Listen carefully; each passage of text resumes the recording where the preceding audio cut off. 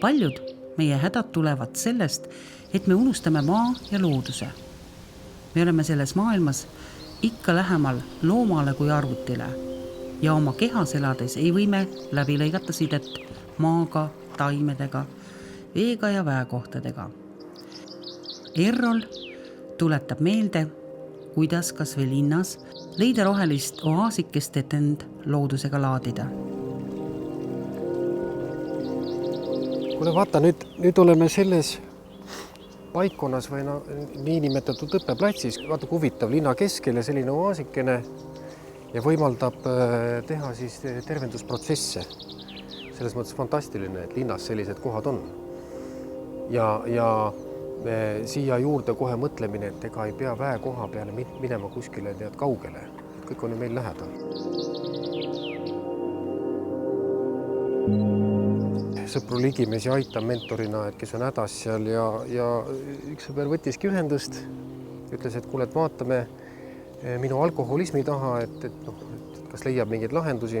See on küll, et saame kokku, et magistralikeskuses kohvikus teeme väikse sellise tutvumis- või psühholoogilise analüüsi, eks ju. Ja siis järsku Kere tõusis üles, et kuule, lähme välja jalutama natukene. Tulime siia ja keha hakkas siis näitama need trajektoore, eks ju, et mida me teeme siin ja kuhu me lähme. Ja koht ise kutsus ja siis ma hakkasin mõtlema, et kuule, sarnasus on nende eelnevate kohtadega ja et kuule, et nüüd hakkabki see töö siin pihta. Ja siis hakkasin seda uurima, et mismoodi ta töötab. Alguses sa käisid siis üksi nagu ise seda kontakti loomas ja kaardistamas.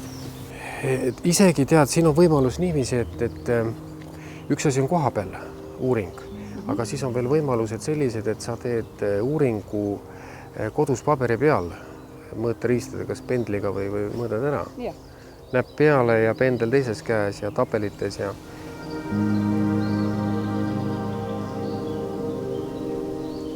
ja ma näitan sulle nüüd natukene paberi peal ka seda loodustervendamise kulgu nüüd. Väga oluline on see suhtumine, kui siia sisenetakse. Sisenemise teed, väravad, siis see ringtee siin Allikapargis, risttee. Miks see park sellist tervendust või fenomenaalsust pakub? Ütleme esiteks vesi, eks ju. Allikad hakkavad tulema siit, ütleme kõrgemast osast allapoole. Nende allikate päritolu on Ülemiste järve imvesi.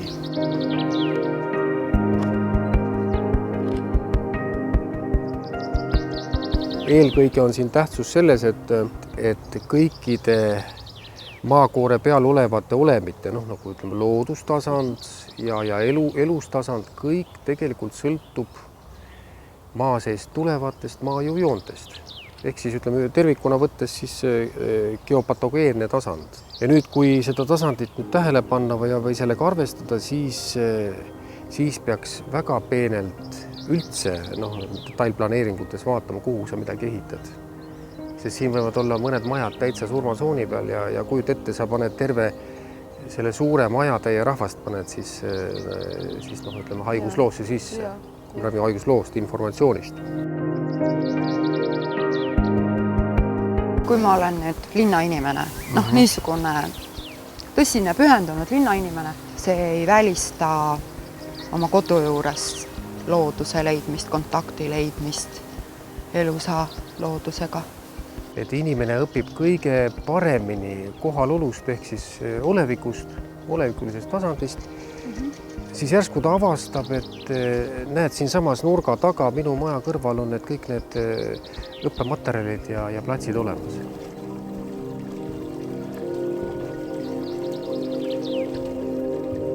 Minu jaoks valgustatus tuleb inimesega või lapsega tuleb sünniväravatest kaasa, muidu ei saa üldse eksisteerida. See valgus on kohe kaasas, aga nüüd see valgus kaetaks kinni ühiskonna normidega.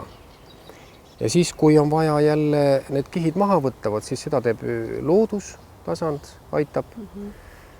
Pluss head seltskonnad, teatud ideoloogiad, filosoofiad. Et üks asi on, mis me koolkonnas, kas siis õppematerjalina tavalises koolis või siis kõrgkoolis õpime, et kõik on raamitud.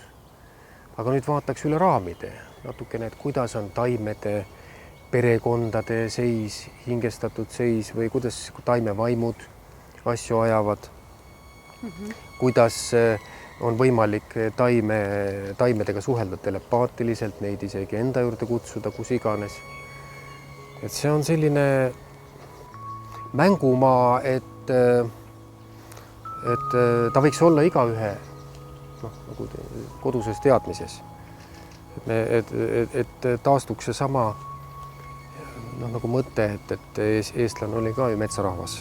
Ma usun, et me nagu tegelikult tuleme nende teadmistega, eks jah, nagu sa isegi ütlesid, et see valgus on meis kõigis sünnihetkel ja et kuidagi see meie ühiskonna ülesehitus, see, kuidas meie sotsiaalsed süsteemid toimivad, et see nagu hakkab meid, see aitab meil toime tulla ühiskonnas, jah, aga meid kui isiksusi piirab, sest tarbimine teatavasti väga pikalt ei toida, on ju.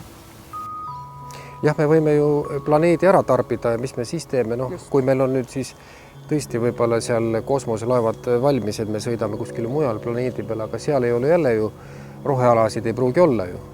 Sellepärast meie planeet on ainulaadne, et siin on rohealad.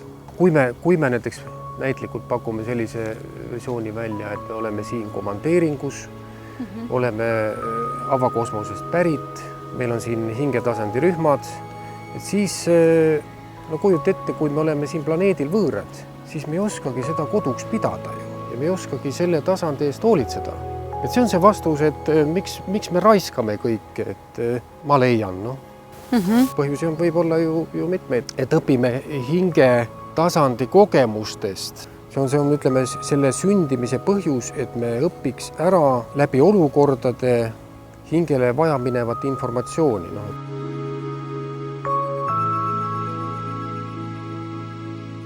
Et siin on võimalus võtta nüüd allika veega, veestihjaga ühendust selle protseduuri ajal, pluss siis neelava iseloomuga maajõujooned. Ja nüüd maajõujooned varieeruvad, nad on, ütleme, ühe sammu puhul on üks neelav maajõujoone otsik, siis näiteks on 0 maajõu otsik, siis on pluss maajõujoone otsik. Sellisel kujul nende maajõujoonte peal jalutamine siis nõksutabki inimese mõtlemist.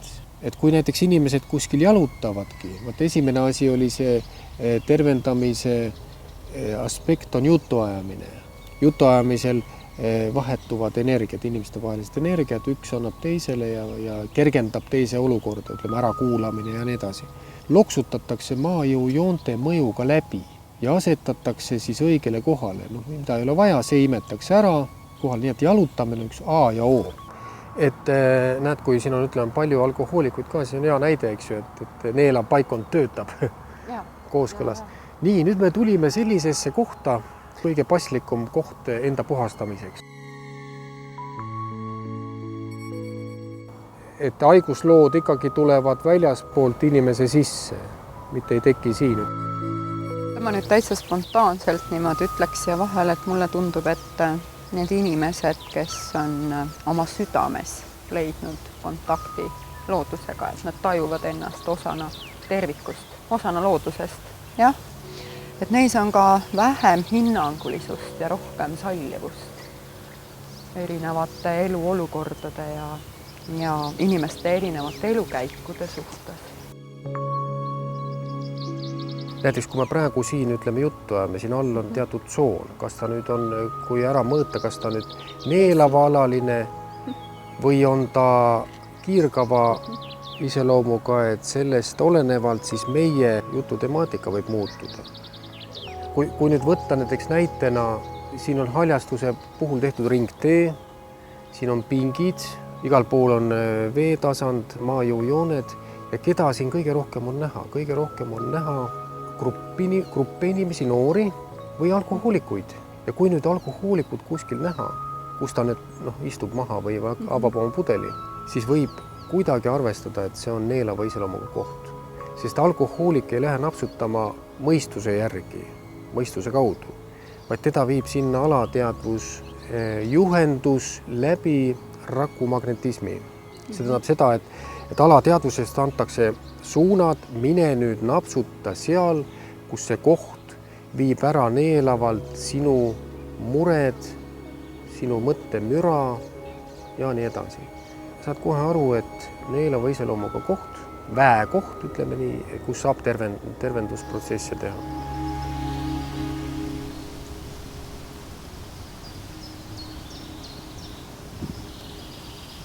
Imepärane detail on veel ka see ringtee ja kui me nüüd suuname veel selle jalutuse päripäeva minema, siis see võimaldab nagu kruvi keerame siis ikka allapoole, eks ju, läheb sisse.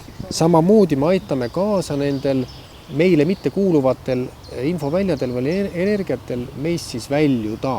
Omakorda veel lisaks veele ja maajujoontele. Et see käimine siis päripäeva on sellest tingitud.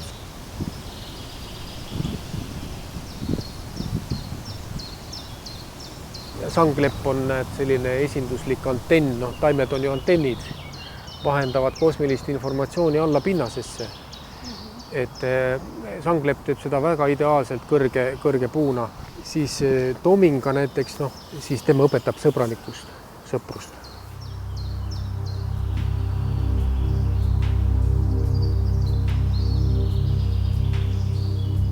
Oletame, et ma olen urbaniseerunud linna Ja. hästi ratsionaalse mõtlemisega, et tõenäoliselt üsna hea akadeemilise haridusega ja loodusest päris kaugel, aga ma nüüd tunnen, et nagu võiks ja tahaks, et mis see esimene samm on, et kust selline inimene peaks alustama? Aga oleneb kõik sellest, kas ta on uudishimu peale rajatud või ta on elu, ütleme, teatud hetke või perioodi, saatuses on teatud perioodid, sellised murdepunktid, kus inimesel on ette nähtud teeraja valik. Et üks periood on läbi, näiteks kui me võtame seda tervet elu jagame näiteks 3 või 4 osaks, siis selge see, et kui noorus on ja noorusesse kuulub igasugune füüsiline tegevus, enda ülesehitamine, perekondlik mõõde, haridus ja nii edasi, et nii nad ütlevad, et kuskil peale 40. hakkab see avarduma siis sisemine osa või see huvi. Kui sa keskeaks oled nagu oma materiaalsed ambitsioonid kas teostanud või ümber mõtestanud, siis sul on aega rohkem süüvida. Siin on ikkagi, sa kulged järjest samm haaval küpsusesse, siis tulevad sinu ümber õigel ajal õiged pakkumised. Elu hakkab ise toetama. Jaa, elu hakkab ise toetama, jah. Ma usun, et sa oled ka märganud, et on hulk niisuguseid ennast otsivaid inimesi, kes tormavad ürituselt üritusele, laagrist laagrisse, käivad erinevate tervendajate, sensitiivide, šamaanide, ennustajate juures. Lõpuks ei ole ikkagi rahul, et nad on läinud nagu otsima siis seda kala onju ja on õnge ära põlanud.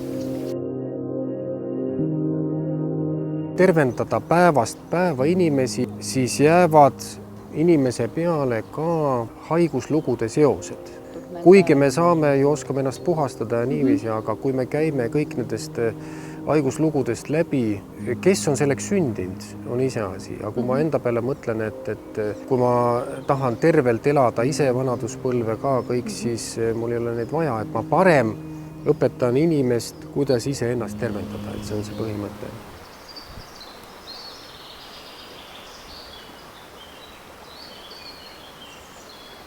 Millist nõu sa annaksid inimestele? Sa otsivad seda oma kohta, ma ei ütleks, et tervendada, ma ütleks näiteks, kas võib korrastada oma mõtteid, sest kui me oleme sellel väga argitasandil, siis ega me ei anna oma liigutustele väga suurt sügavat ja vaimset sisu.